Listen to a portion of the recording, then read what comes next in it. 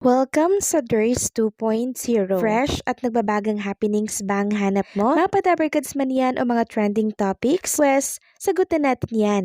Kaya naman isubscribe nyo na ang ating channel para sa mga nagbabagang balita everyday.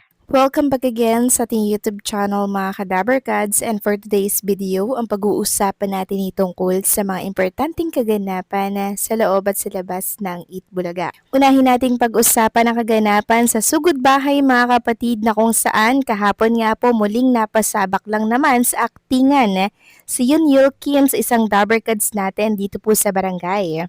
Maraming nakapansin na nagiging bibo at maloko na si Yul, na kung saan ay bentang-benta nga naman sa Dabarkads at sa mga televiewers.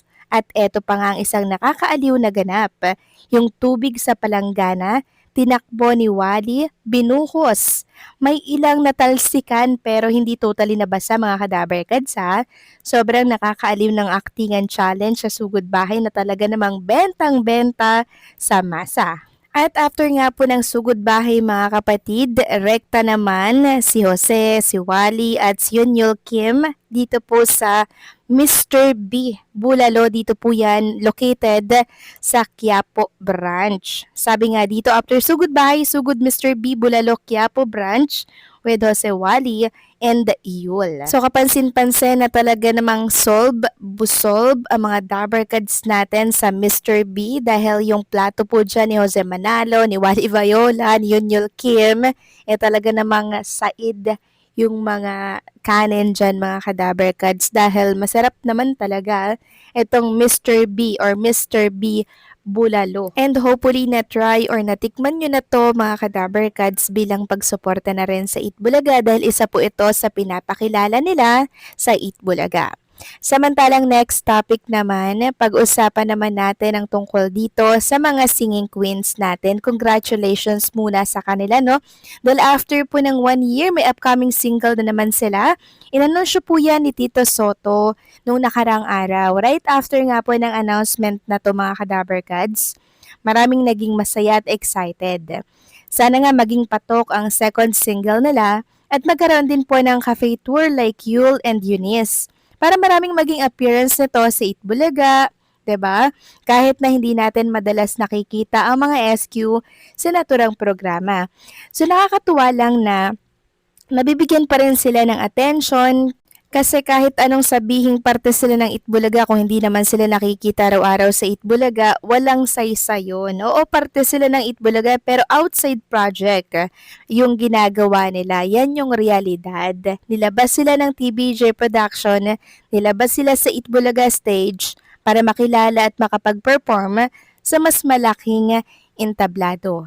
Kaya congratulations sa mga singing queens waiting for your second single. And also nagbahagi din po si Casey Bueno ng picture nila ni Shara Soto na talaga namang na-miss nilang isa't isa kasi ngayon lang ulit sila nagkita dahil nga po sa recording ng kanilang second single. Samantalang next topic naman, pag-usapan natin ang tungkol dito sa issue po ni Maine Mendoza na kung saan marami nga pong nagsasabi at bali-balita, usapan sa social media na di umano ay hiwalay na sila ni Arjo Atayde at mas lalo pa nga pong tumindi ang usaping yan ng nirepost ng pambansang marites na si Sian Gasa. Ito pong post niya taong 2025. Nung nakaraang year lang to, September 19 pa nga po Sabi dito, ulitin ko lang breaking news.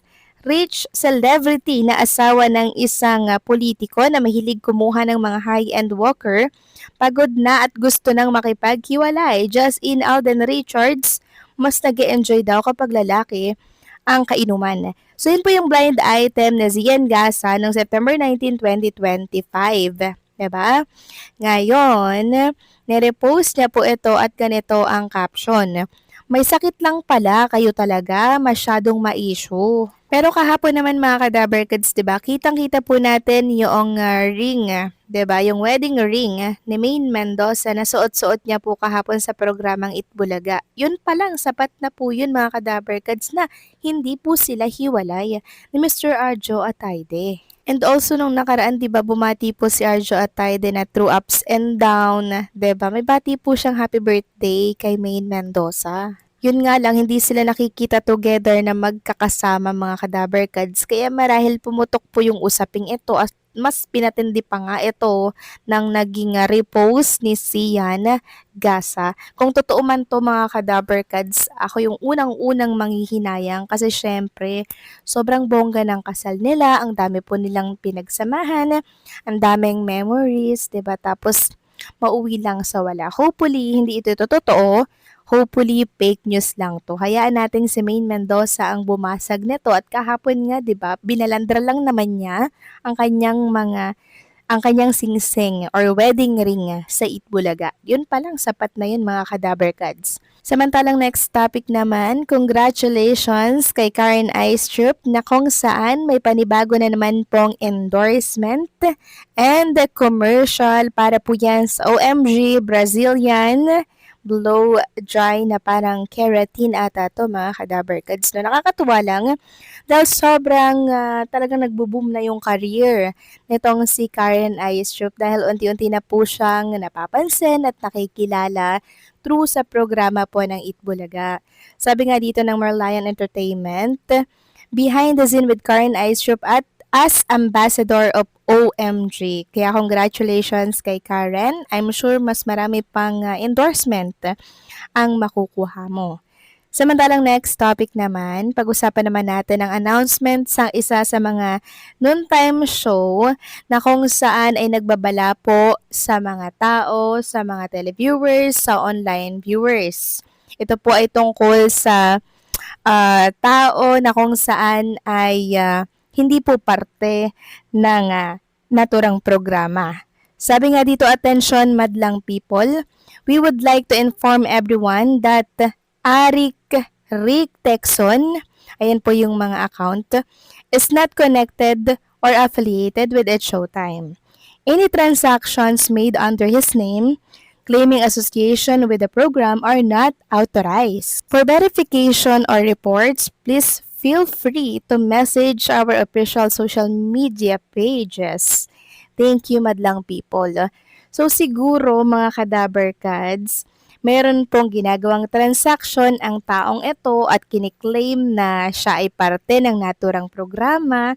Kaya po nagbabala na ang It's Showtime na huwag kayong makikipag-transact sa taong yan at sa mga account na yan dahil wala po silang hindi sila connected sa taong ito. Yan kasi madalas mga Kadaberkads yung mga modus.